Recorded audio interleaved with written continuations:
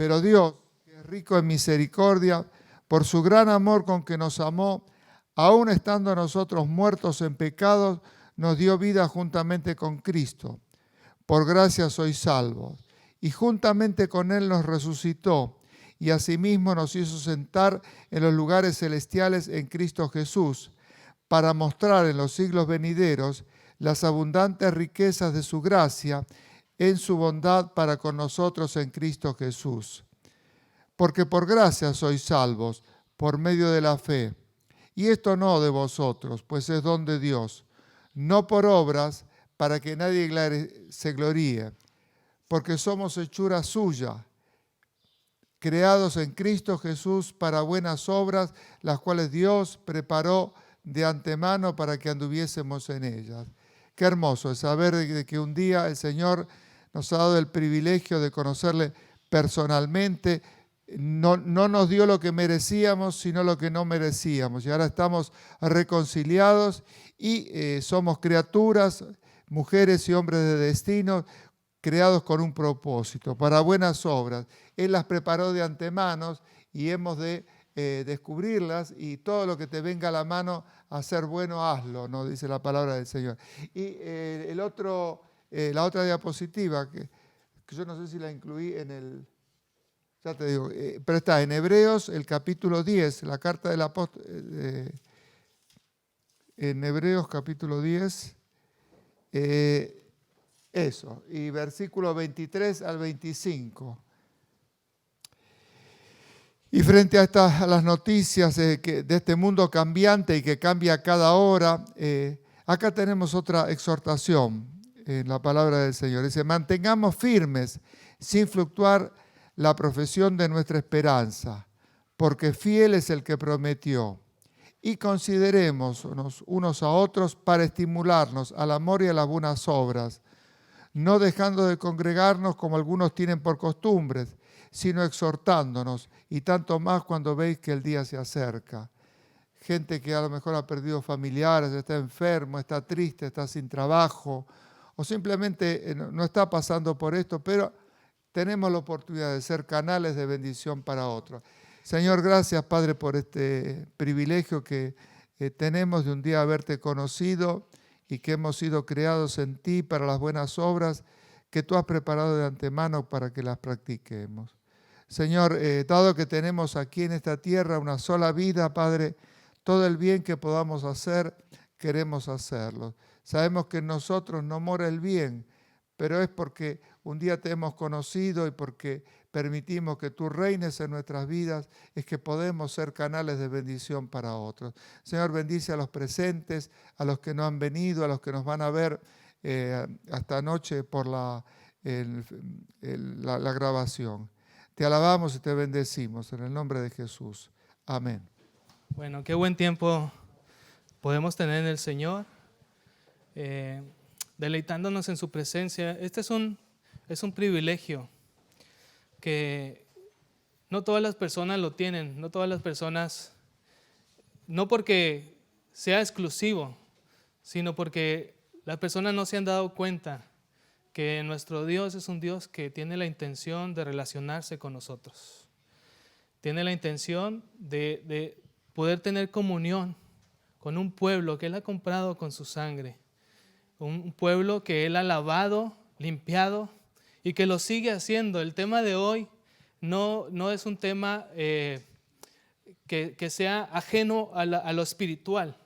El tema de hoy, aunque habla de las emociones, del alma, es un tema que está relacionado directamente con la palabra de Dios. De hecho, vamos a leer un pasaje en el cual vamos a estar meditando, pero yo quisiera que abramos nuestro corazón, como cada domingo, les invito a que lo hagan, que abramos nuestro corazón a lo que Dios tiene para decirnos hoy. Me emociona mucho poder compartir el tema que hoy tenemos, porque entiendo que es necesario, que puede ser un ungüento, aceite sobre nuestros corazones. Así que eso le pido al Señor y eso oro. De hecho, vamos a orar y pedirle al Señor que así sea. Vamos a buscarle Lucas 6, versículos 46 al 49. Y cuando lo tengan, vamos a hacer una oración. Vamos a orar. Dios Salvador, todo sabio, Señor nuestro, gracias por poner esta semilla hoy en nuestros corazones. Te pedimos que tú desarraigues todo aquello, Señor, que impida que esta semilla dé fruto. Te pedimos que también sanes nuestros corazones a través de ella, a través de tu Espíritu, tu presencia en nosotros, Señor. Porque el reino de Dios no solamente son palabras de sabiduría, discursos, Señor. El reino de Dios es poder. Te pedimos, Señor, que te manifiestes con poder en esta hora, Señor. En el nombre de Jesús te lo pedimos. Amén. Amén. ¿Por qué me llamáis Señor, Señor, y no hacéis lo que yo digo? Todo aquel que viene a mí y oye mis palabras y las hace, os indicaré a quién es semejante.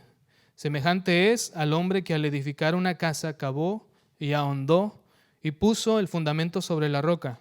Y cuando vino una inundación, el río dio con ímpetu contra aquella casa, pero no la pudo mover, porque estaba fundada sobre la roca. Mas el que oyó y no lo hizo, semejante es al hombre que edificó su casa sobre la tierra, sin fundamento, contra la cual el río dio con ímpetu, y luego cayó, y fue grande la ruina de aquella casa. ¿Qué les parece esta historia, esta parábola que el Señor ha contado? Es conocida gracias a Mateo. Hoy hemos leído Lucas, pero saben ustedes que algunas historias se repiten en los evangelios, sobre todo en los sinópticos, Mateo, Marcos y Lucas. Y Mateo habla del hombre prudente y el hombre insensato. Dependiendo de la traducción, algunos lo traducen un poco más fuerte: el hombre necio, el hombre sabio y el hombre necio. De hecho, la palabra necio en el idioma original es muy fuerte. Es como decir tonto o una palabra aún más fuerte. Moros es en griego. Los americanos tienen una palabra que es un insulto, ¿no? Basada en este griego, moros, ¿verdad? ¿La puedo decir o es una palabra fuerte? ¿Sabe cuál palabra estoy diciendo? No es una palabra muy buena, pero ellos saben que es una palabra en inglés que es un insulto, ¿no? Es un insulto. Bueno, esa es la palabra que en griego usa para describir al hombre que, escuchando la palabra de Dios, luego sale de aquí o deja de leer su Biblia, o en el tiempo de Jesús dejaban de estar con Jesús y luego no ponían en práctica lo que él estaba enseñando. Ahora, es importante notar en qué contexto lo está diciendo, en qué momento. Lo está diciendo en el famoso Sermón del Monte. Mateo capítulo 5, el versículo 7. Capítulo 7. Lo estamos leyendo en Lucas, que es la misma ocasión. Pero vamos a dejar esto ahí por un momento y déjenme comenzar diciendo esto. La crisis del siglo XXI. Pues la crisis del siglo XXI es una crisis emocional. Las personas están sufriendo de ansiedad, de confusión y de depresión. En todos los lugares, en todas las culturas, en todos los ámbitos. Esta es la crisis que está caracterizando más este siglo que estamos viviendo. Yo sé que siempre ha existido estos problemas, siempre. Pero en otros siglos ha habido diferente problemática, ¿no? En el tiempo donde no había la industria, pues porque no había industria, no había estos bienes que podían compartir con tanta facilidad como ahora tenemos acceso a muchos productos a nivel global. Luego vino la industria y trajo otra problemática. En el tiempo de los señores feudales había una problemática muy distintiva de cada siglo, pero en nuestro tiempo, ¿cuál es el problema? La crisis número 1, pues es una crisis emocional. A nuestro alrededor, las personas están sufriendo una terrible depresión, angustia, sin poder dormir, confusión. ¿Han visto a los confundidos por ahí? Hay tanta confusión, no solamente con respecto a la vida, con respecto a la identidad, con respecto a la raza, con respecto a la posición unos delante de los otros. Hay confusión. Y la iglesia, tristemente la iglesia no está exenta. La iglesia comparte esta misma problemática. Aún en los hogares cristianos están experimentando crisis que en ocasiones terminan produciendo una gran ruina, como dice esta historia que contó Jesús. Una ruina grande, grande. ¿Qué está produciendo esta crisis? Lanzo esta pregunta. ¿Qué es lo que está produciendo esta crisis? ¿Cómo podemos evitar caer en ella? Ser parte de las estadísticas. Como cristianos podemos levantar la bandera de Cristo y decir, esta es la solución. Y sí, amén, amén a eso. Pero tenemos que matizar aún más este mensaje. Dar un poco más de detalle. Jesús mismo lo está dando y vamos a ir a ello. Pareciera ser que la espiritualidad que ofrece la iglesia no está siendo suficiente para producir una vida emocionalmente sana. Es la verdad, no podemos cerrar los ojos a esta realidad. La espiritualidad que estamos ofreciendo a los miembros de la iglesia y a la gente afuera no está siendo suficiente para producir una vida emocionalmente sana. Algo está fallando. En algún momento estamos perdiendo la capacidad de conectar con las emociones de la gente. Esto ha producido desertores en la iglesia, los desertores de la iglesia. Veamos la siguiente. Les va a sonar muy familiar lo que voy a decir. Existen desertores en la iglesia. Vean a su alrededor y podrán ver o más bien ya no podrán ver algunos rostros que estábamos acostumbrados, que estaban con nosotros. Han desertado de la iglesia. Han desertado de la fe. Es la verdad, es la realidad, no podemos negarlo y no podemos no hablar de ello. Pero hay 3 tipos de desertores. Déjenme afinar más el tema, el asunto. Existen los que abandonan la iglesia. Abandonan la iglesia. Son hombres y mujeres que tenían un compromiso sincero con Dios, pero que lentamente se dieron cuenta que la espiritualidad que se ofrecía en la iglesia realmente no provocaba ni en ellos ni en los demás un cambio profundo y transformador en Cristo. Son personas que con el tiempo dijeron, ni mi vida está cambiando y ni veo que la vida de los demás aquí cambie, y lentamente fueron dando pasos hacia atrás hasta que ya no les vimos más en la iglesia, entre nosotros. Hay que ser muy, muy precavidos con esto porque es un grupo que está creciendo mucho en número en nuestro tiempo. Pero, ¿qué más vieron estas personas para alejarse de la iglesia? Vieron los mismos patrones de conflicto emocional dentro de la iglesia y fuera de la misma. O sea, no veían diferencia entre la gente que presume de tener una fe en Cristo y los de la gente del mundo. Los mismos problemas matrimoniales, misma cantidad, números de divorcios, porcentaje de divorcios, conflictos interpersonales, la crianza de los hijos, la soltería, cómo manejar la soltería, la sexualidad, cómo vivir una sexualidad pura delante de Dios, las adicciones dentro de la iglesia, la inseguridad, la necesidad de aprobación y los sentimientos de fracaso y depresión. No había diferencia afuera que adentro. Este primer grupo sigue teniendo una especie de fe en su corazón, pero han abandonado por completo la iglesia. Ahora yo quisiera preguntar, ¿conocen a alguien así? No tienen que responder. Pero ¿conocen a alguien así? Yo estoy seguro que sí, a más de una persona que ustedes conocen está justamente en esta situación. Pero hay un segundo grupo, otros que han desertado, pero sin abandonar la iglesia. Qué interesante lo que voy a decir. Simplemente se volvieron inactivos. después de darse cuenta que las evidencias de la fe no concuerdan con sus propias experiencias, ¿qué sucedió? Que renunciaron por dentro. Están aquí, pero por dentro han renunciado. ¿Por qué no se van? Pues porque no les queda otra opción. ¿Por qué no se van? Por el bien de sus hijos, por el qué dirán.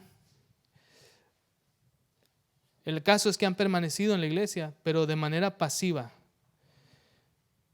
Lo más triste es que ellos no pueden señalar con exactitud dónde está el problema. Simplemente sienten una insatisfacción en su corazón. La vida cristiana y las promesas que el Señor ofrece no les llenan porque no han tenido efecto en su vida. Pero no saben expresarlo con exactitud qué es lo que ha sucedido. Simplemente han renunciado por dentro y están aparentando que están bien. Están aquí entre nosotros. Le preguntas, ¿cómo estás? Y dicen, bien, gracias a Dios, bien. Pero han renunciado por dentro. Tú los ves, están pasivos, totalmente neutralizados. Satanás ha tenido una gran victoria en ellos porque lo que quiere Satanás no busca que caigas hasta el suelo y te llenes de barro y te arrastres por el suelo. Simplemente se conforma con que no hagas nada para el reino de Dios. No des ningún fruto para el reino de Dios. Satanás ya ha ganado la victoria. Bueno, este segundo grupo está ahí. Un profundo malestar les inquieta el alma, pero no saben qué hacer con ello. Y hay un tercer grupo de desertores de la iglesia, que son los que abandonan su fe por completo. Se fatigaron de sentirse atrapados en el mismo ciclo una y otra vez. Se cansaron de tratar y no tener éxito, de intentar cambiar y no poder hacerlo. Se sienten atascados en su viaje espiritual. Se cansaron también de los cristianos que les rodean, quienes a pesar de que conocen a Dios o que dicen que conocen a Dios y a pesar de que son comprometidos con la iglesia local, no muestran una vida y un carácter coherente con la fe. Es la típica persona que dice, estoy decepcionado de Dios y estoy decepcionado de la iglesia. Dudo de que Dios exista y la gente de la iglesia es hipócrita. ¿Han escuchado esto alguna vez? Esta excusa para no acercarse a Dios. Yo sí, muchas veces. Concluyen que ser cristiano cuesta más de lo que vale. Es decir, no merece pagar el precio de ser cristiano. Por lo que recibo a cambio, realmente no vale la pena, no merece la pena. Sienten que cualquier actividad que no sea ir a la iglesia es mejor plan para el domingo por la mañana. Irse a la playa sería mejor que estar encerrado ahí entre cuatro paredes los domingos. Practicar aquello que te gusta el domingo por la mañana o simplemente quedarte sentado en el sofá viendo la televisión o tu teléfono móvil. Vale más la pena que venir a la iglesia y buscar al Señor. Bueno, estos son los tres tipos de desertores. Pero no nos pongamos tristes, el Evangelio es buena noticia, siempre lo digo. Vamos a analizar lo que el Señor está planteando en esta parábola o historia del hombre sabio y el hombre necio, el hombre prudente y el insensato. Dice Lucas 6, versículo 46 al 48. ¿Por qué me llamáis Señor, Señor, y no hacéis lo que yo digo? Todo aquel que viene a mí y oye mis palabras y las hace, os indicaré a quién es semejante. Semejante es al hombre que al edificar una casa cavó y ahondó y puso el fundamento sobre la roca. Y cuando vino una inundación, el río dio con ímpetu contra aquella casa, pero no la pudo mover porque estaba fundada sobre la roca. Ya he mencionado que el Evangelio de Mateo también narra esta historia, pero él la cuenta de una manera un poco distinta, con detalles interesantes. Él dice que en ambos casos, tanto el hombre prudente como el insensato, repite las mismas palabras, ambos tuvieron exactamente la misma crisis. Descendió lluvia, vinieron ríos, soplaron vientos y golpearon contra aquella casa. Lo mismo sucedió con la casa fundada sobre la roca que con la casa que estaba sin fundamento y edificada sobre la tierra o la arena. Descendió la lluvia, vinieron ríos, soplaron vientos y golpearon contra aquella casa. ¿Qué enseñanza tomamos de aquí? Es inevitable que vengan las crisis. Tanto seas un cristiano comprometido, un hijo de Dios, que ha sido bendecido por la presencia de Dios en su vida, tanto como una persona que está viviendo ajena, totalmente ajena a Dios, ambos experimentarán la lluvia, los ríos que le inundan, los vientos que golpean su vida, su corazón y toda su casa. Para ambos es la misma situación. Así que, hermano, no nos escapamos de las crisis que vamos a vivir durante la vida. Todos tenemos problemas, todos. Es mentira que cuando vienes a Cristo se acaban tus problemas. No es verdad. Es verdad que los afrontamos de una manera muy diferente. Es verdad que tenemos una fuerza sobrenatural, una fuerza de parte de Dios para enfrentarlos. Es verdad que también cuando oramos el Señor nos provee la salida. Pero los problemas van a venir, los ríos subirán su cauce y vendrán contra nosotros y nos golpearán. Para muestra este año, ¿no? Ha venido con fuerza el río, ¿no? Ha venido fuerte, ha golpeado. Ahora, volviendo al pasaje, tengan sus ojos ahí en la palabra de Dios y veamos esto. Es común confundir los cimientos o fundamentos. ¿Cómo le llaman aquí al cimiento, el fundamento de una casa? El cimiento, se entiende bien, ¿no? Fundamento también. Bueno, hay otra palabra más que no logro entender, pero cimiento, fundamento, ¿se entiende? Es común confundir los cimientos o fundamentos de una casa con la roca. Vean por favor el pasaje y léanlo nuevamente. Una cosa es la roca y otra cosa son los cimientos de la casa. Veamos la historia.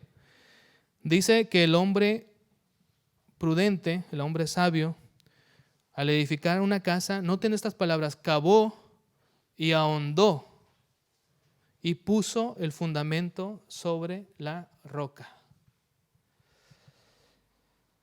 Reconozcamos la diferencia entre ambas partes y de esa manera edifiquemos una vida capaz de resistir los tiempos malos. ¿Qué es la roca? Ahora vamos a ver los fundamentos. Y he impreso una hoja, un folio que está en la parte de atrás. No podemos pasarlos por la situación del coronavirus, pero cada quien ha tomado una hoja ahí atrás. Le invito a que si no la tiene, vaya atrás y busque una porque la vamos a estar siguiendo. Y vamos a hablar sobre los fundamentos, pero antes vamos a identificar bien, a reconocer bien qué es la roca de la que habla esta historia. Esta es una predicación diferente, así que pueden opinar. ¿Qué es la roca? La fe, Cristo, ¿qué más? Dios, la fe, Cristo, Dios, ¿qué más? La palabra, la obediencia. Realmente, sí, todas las cosas que hemos dicho son correctas. Y la roca pensamos inmediatamente en Cristo, Dios, su palabra. Pero siendo más específicos, la roca de la que habla esta historia es la obediencia a la palabra de Cristo, que es la palabra de Dios. Eso es la roca. Porque yo puedo decir, yo tengo a Cristo en mi vida, así es que mi casa está fundada sobre la roca. No. Y entiéndanme bien lo que estoy diciendo. Por supuesto que Jesucristo basta, pero necesitas obedecer a Cristo. Si no, serás un cristiano salvado, pero también zarandeado por este mundo, por las corrientes y los embates de la vida. ¿Me explico? La obediencia a la palabra. Cuando entendemos, cuando identificamos que eso es la roca, entonces viviremos una vida con una perspectiva correcta, la obediencia a la palabra. De nada sirve, Cristo lo está diciendo, es el propósito por el cual Él contó esta historia. No basta con estar conmigo, no basta con abrir tus oídos y escuchar mi palabra, darme tu tiempo y prestarme tu atención. Es necesario que escuches y hagas lo que estoy diciendo.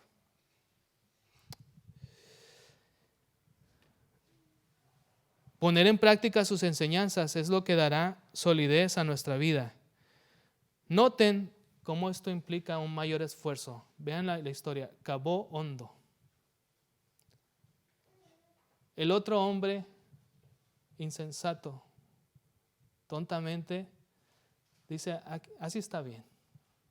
Ahí se va, decimos en México, ahí se va. O sea, lo hacemos las cosas malamente. Sobre la tierra, aquí está bien, está firme, vamos a hacer una casa.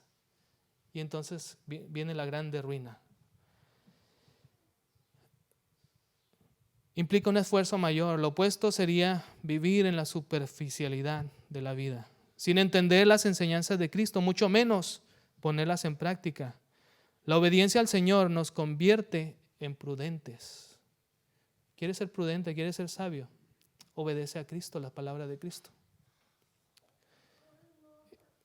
Lo contrario te convierte en, perdón que lo diga así, pero en un tonto, en un insensato, en un imprudente. De eso depende quién eres tú, un sabio, un prudente o un tonto, un insensato. Saben, la sabiduría es diferente que la inteligencia. Podemos haber nacido inteligentes o no, eso nos tocó ya de fábrica, pero sí que podemos convertirnos en sabios. La sabiduría, yo alguna vez lo he dicho desde este púlpito, es la inteligencia espiritual. Así como hay inteligencia emocional, la sabiduría es inteligencia espiritual. ¿Y cómo me convierto en inteligente espiritual? Obedeciendo a las palabras de Cristo. Punto. Poniendo el fundamento.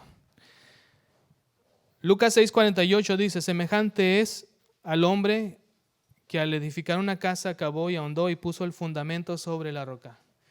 Ahora ya identificamos cuál es la roca. Vamos entonces a identificar qué es poner el fundamento o qué es el fundamento, de qué está compuesto, cuáles son los elementos del fundamento. Y ahí tenemos el folio cada quien impreso. Vamos a ver la siguiente. Elementos del fundamento. Estos son los que dan estabilidad a tu vida y debemos conocerlos para entender de dónde provienen las crisis que nos acuden. Apoyo emocional, pone ahí apoyo económico, apoyo estratégico y apoyo social. ¿Qué significa cada uno de estos fundamentos en los cuales nosotros edificamos nuestra casa? Tomando como punto de partida la historia de Jesús, la casa significa mi propia vida. Y por supuesto afecta mi hogar, mi matrimonio y nuestra familia entera. ¿En qué está apoyado nuestra vida, nuestra casa? Bueno, ¿qué es el apoyo emocional? Es el compañerismo, el tener a alguien que te escuche. ¿Tienes algún amigo con el cual tú puedes contarle tus tristezas, tus luchas, tus batallas? ¿Tienes alguna persona tan cercana con la que te puedes abrir tu corazón y no te va a juzgar? ¿Lo tienes o no? Si no lo tienes, entonces, por favor, busca una persona tal que puede cumplir este rol en tu vida.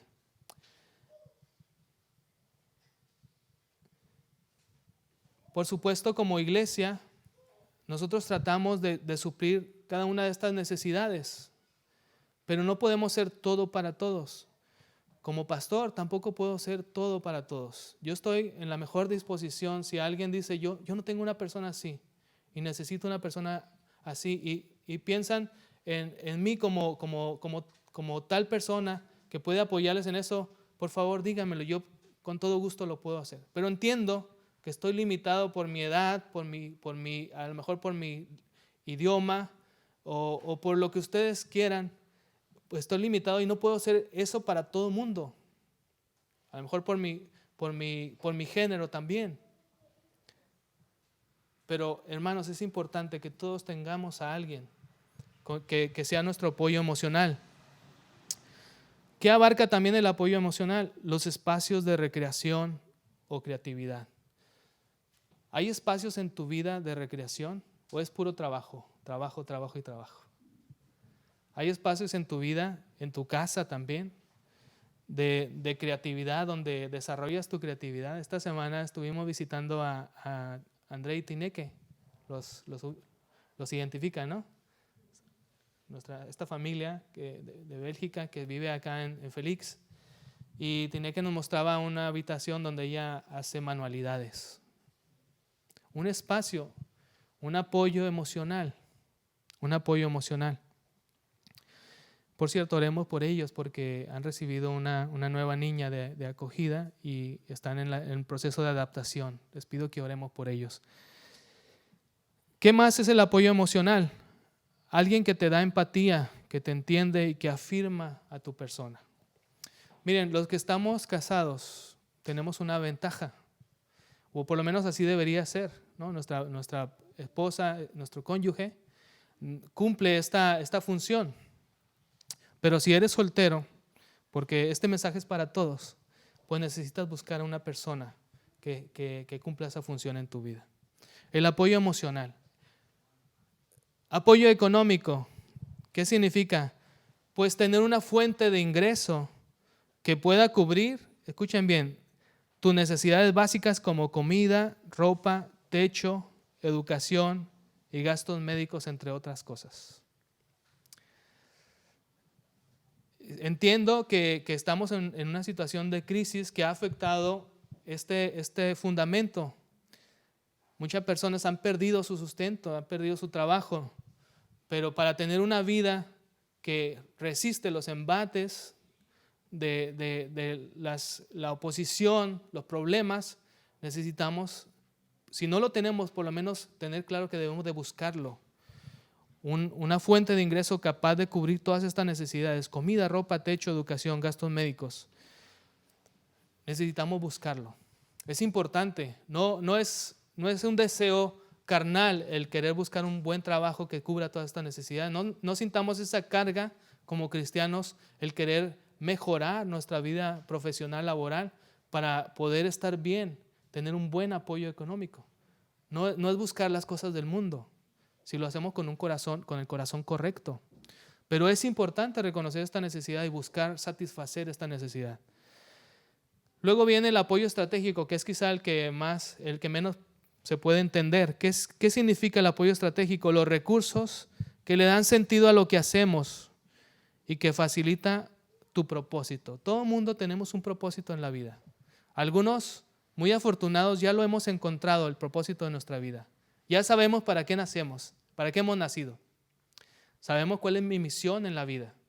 Bueno, el apoyo estratégico es todo aquello que te ayuda a cumplir con esa misión. Estoy hablando de recursos materiales, pero también de recursos intelectuales, capacitación, entrenamiento, formación profesional.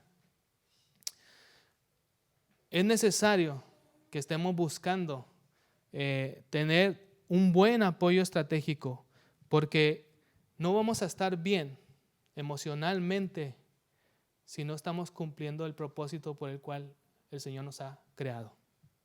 Y cada uno tiene un propósito especial. Todos tenemos el mismo propósito de conocer a Dios y tener una relación personal con Él. Pero luego el Señor te da una misión en la vida. Y debemos de buscar dedicarle tiempo, dedicarle esfuerzo y recursos a poder tener un buen apoyo estratégico. ¿Hasta aquí vamos bien? Apoyo social es el cuarto y último. ¿Qué significa? Es el entorno de la casa y su estado. Miren qué importante es esto. Si tenemos que comer, si tenemos dónde dormir, y que ese lugar sea un lugar seguro para ti, donde tú te sientes seguro, segura, que dices, este es mi hogar, aquí estoy bien. Es un lugar de refugio para nosotros, pero también se refiere a las relaciones de familia. Quizá tú tienes un buen lugar donde vivir, estable, es tuyo, nadie te lo va a quitar. Tienes lo suficiente para pagar el alquiler, tienes suficiente comida, tiene un buen clima, tu lugar donde vives, tu vivienda, pero sin embargo las relaciones dentro de tu casa están totalmente quebrantadas. Entonces ese lugar no es un refugio para ti. Es un lugar inseguro, es un lugar que te violenta. Es necesario que tengamos un buen apoyo social. El estado del matrimonio, la relación padres e hijos. Ahora, ya que hemos hablado de estos 4 fundamentos, quisiera hacer varias preguntas que están ahí en los folios. Si yo quisiera que los llevaran a casa y que lo respondieran con toda sinceridad, que lo pusieran delante del Señor, que oraran y que le dijeran al Señor, ayúdame, Señor, a ser totalmente honesto, o muéstrame tú la verdad que trata de descubrir cada una de estas preguntas. Como decía el salmista, examíname, oh Dios. La primera pregunta es, ¿cómo describirías el estado de los elementos de tu fundamento? Cada uno de estos 4 elementos, ¿cómo están en tu vida? ¿Cómo está tu vida emocional? ¿Tienes el suficiente apoyo económico? ¿Tienes la suficiente formación? ¿Te estás preparando para aquello para lo cual tú quieres dedicar tu vida? ¿Están bien tus relaciones en tu casa? ¿Tienes un lugar seguro donde vivir? Yo sé que muchos de nosotros, y me incluyo, estamos sufriendo de alguna de estas 4 áreas, o incluso más de una área. Pero, ¿por qué lo estamos tratando hoy en la iglesia? ¿Por qué estamos hablando de estas cosas? Bueno, porque queremos dar pasos prácticos para obedecer a la palabra de Dios. Ahora voy a conectar, ¿qué tiene que ver esto con la espiritualidad? Pero miren las preguntas, también dice, ¿qué pasos prácticos puedo tomar ahora para mejorar mi fundamento? ¿Qué puedes hacer para poder contactar con una persona que te ayude a mejorar en cada una de estas áreas? ¿Qué impacto tendría que tú estuvieras bien en tu ministerio? ¿Qué impacto tendría? ¿Estamos así como se ve en esa imagen? ¿Nos sentimos de esa manera, bien plantados? ¿O estamos como en la siguiente imagen? ¿Es así nuestra vida? ¿Estamos haciendo malabares para no derrumbarnos? ¿O estamos ya de hecho derrumbados? Yo cuando vi esta imagen me impactó mucho y sentí un gran anhelo en mi corazón de estar bien, de sentirme bien, de poder respirar tranquilamente, saber que tengo lo suficiente, saber que mis relaciones están sanas, saber que estoy proveyendo para la casa y el Señor está proveyendo por medio de mí, de mi trabajo, lo suficiente para la necesidad de cada uno de mis hijos y de mi esposa. Tenía un gran anhelo de estar bien. Me sentía cansado de verme en esa situación. Unas veces en el suelo y otras veces levantándome. ¿Cómo te sientes tú esta mañana? Bueno, estoy seguro que muchos nos sentimos en esa situación. ¿Es esto humanismo o es teología práctica? Quizá no se esperaban que en la iglesia hoy, el domingo, estuviéramos hablando de estas cosas, ¿no? Pero ¿es humanismo o es teología práctica? Déjenme decir algunas cosas al respecto. Quizá alguien piense que esto no es lo que Jesús tenía en mente cuando enseñó esta parábola o contó esta historia. La verdad es que tiene mucho que ver con el mensaje de Jesús, el mensaje que Jesús está enseñando. Esta parábola fue pronunciada, según Lucas y especialmente Mateo, en el contexto del Sermón del Monte. Si ustedes leen esta semana Mateo 5, capítulo 5, capítulo 6 y capítulo 7, ustedes van a notar, desde esta perspectiva, ustedes van a notar qué práctico está haciendo Cristo en este tiempo tan intenso de enseñanza. No hay otro momento en los evangelios donde Cristo se sienta y se pone a enseñar de una manera tan intensa como en los capítulos 5 al 7 de Mateo.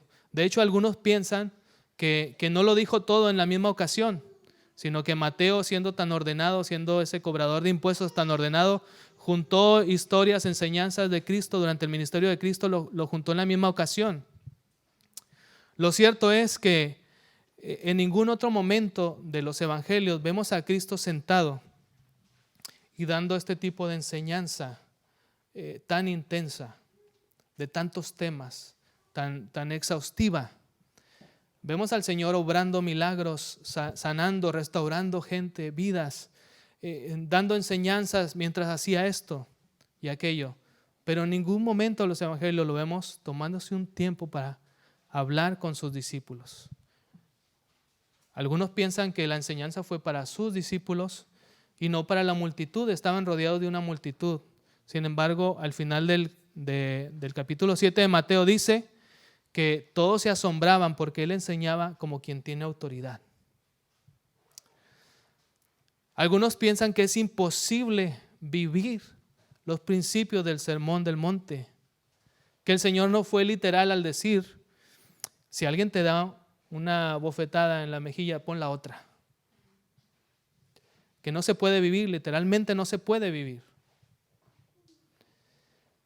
Bueno, personalmente pienso que son principios los que debemos rescatar de esas enseñanzas, no aplicarlo literalmente, sino rescatar los principios y tener esa actitud. ¿De qué está hablando el Señor? Si lo leen esta semana, está hablando de apoyo emocional. Cuando Él dice que tengamos un buen compañerismo, cuando Él habla de si alguien te pide la capa, déjale el vestido, déjale también la capa. La ira, el perdón, amor a los enemigos, está hablando del enojo. Él dice, si te enojas con tu hermano, no le digas, no lo insultes, porque es como haberle quitado la vida. Está hablando de cosas tan prácticas, el conflicto entre hermanos. De hecho, le da prioridad al resolver los conflictos interpersonales. Le da prioridad incluso sobre la adoración misma. El Señor está hablando del afán y la ansiedad, de que no nos dejemos dominar por el afán y la ansiedad, que veamos a los pájaros cómo Dios los alimenta, a las plantas cómo Dios las viste con gloria, que es una gloria que dentro de una semana ya no va a existir, va a estar marchita esa flor. Y dice, si el Dios tiene cuidado de eso, no tendrá cuidado de vosotros. Está hablando de cosas muy prácticas. Está hablando de la familia, del adulterio, del divorcio. Está denunciando las absurdas razones para repudiar a las esposas. Está hablando de la prioridad de las relaciones restauradas y la reconciliación sobre la adoración. Está dando el Señor valores prácticos como la honestidad, que tu sí sea sí y tu no sea no. Está hablando de la actitud ante el conflicto y ante tus enemigos. Dice, ama a tus enemigos. Cualquiera sin Cristo puede amar a sus amigos, pero lo importante es, eres capaz de amar a tus enemigos. Está dando valores prácticos como la caridad desinteresada, sin que te vean los demás, la obediencia a las autoridades. ¿No son cosas prácticas? ¿O está hablando el Señor de cosas espirituales? Sométete a las autoridades. No juzgues a los demás. Ten humildad, ten confianza en Dios. Cultiva el corazón para dar buenos frutos. El Señor dice, el hombre de su corazón saca tesoros buenos y tesoros malos. Dice, de la abundancia del corazón abra la boca. El Señor está diciendo, cuida tu corazón, porque es importante dar fruto. Está hablando de cosas prácticas. Y por supuesto de economía. Una actitud correcta ante el dinero, trabajo diario pero en dependencia de Dios para su provisión de comida y vestido, ser generosos, ser desprendidos de lo material. Cristo dijo que guardar todas estas cosas nos convierte en sus discípulos. Como iglesia deberíamos predicar estos temas, deberíamos hablar de estos asuntos, o solamente los que tienen que ver con lo espiritual y lo teológico. Bueno, Jesús, para responder a esta pregunta, Jesús dijo a sus discípulos en el último momento que estaba con ellos, en Mateo 28, 19 al 20, podemos ver la siguiente, la famosa gran comisión. Les dijo, por tanto, noten bien estas palabras como si nunca las hubieran leído. Yo sé que las hemos escuchado multitud de veces, pero leámoslo como si fuera la primera vez. Por tanto, id y haced discípulos a todas las naciones, bautizándolos en el nombre del Padre y del Hijo y del Espíritu Santo, enseñándoles que guarden todas las cosas que os he mandado. Y aquí yo estoy con vosotros todos los días hasta el fin del mundo. ¿Notaron esas palabras? El Señor dice que la forma de hacer discípulos es enseñar a la gente a guardar las cosas que Él ha mandado. ¿Y dónde encontramos ese resumen de sus mandamientos, esa nueva ley en el reino de Dios? Bueno, muchos concuerdan en que la nueva ley está en precisamente estos 3 capítulos de Mateo. De hecho, comparan a Moisés que subió al monte Sinaí y recibió las tablas de la ley. Y comparan a Jesús, el nuevo Moisés, que sube al monte para dar este sermón y baja con esta ley, esta nueva ley del reino, los principios del reino, que rigen las relaciones, rigen la vida, la actitud hacia las riquezas y todas las cosas que he mencionado. Bueno, nuestra misión como iglesia es enseñar a las familias, a los individuos, a guardar todas estas cosas.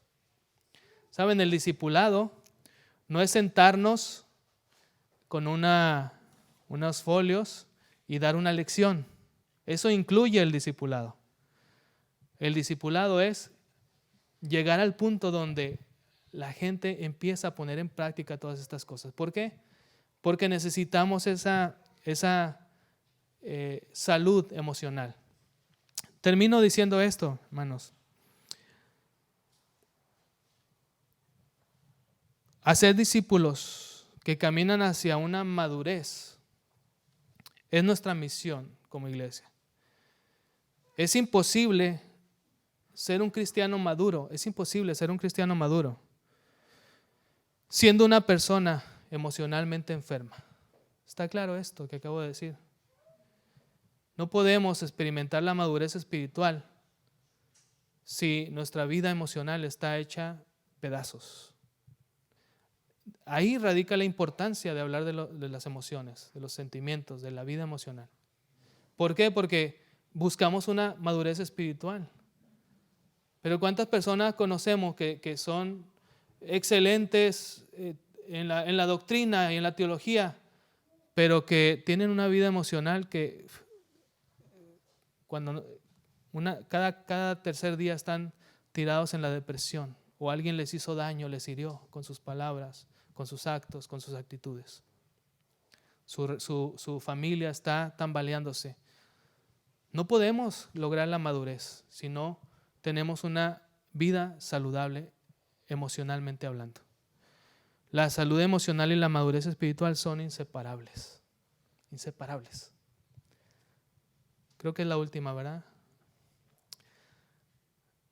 Ahí está, la salud emocional y la madurez espiritual son inseparables. Debemos buscar ese equilibrio, porque el Señor nos hizo como personas integrales.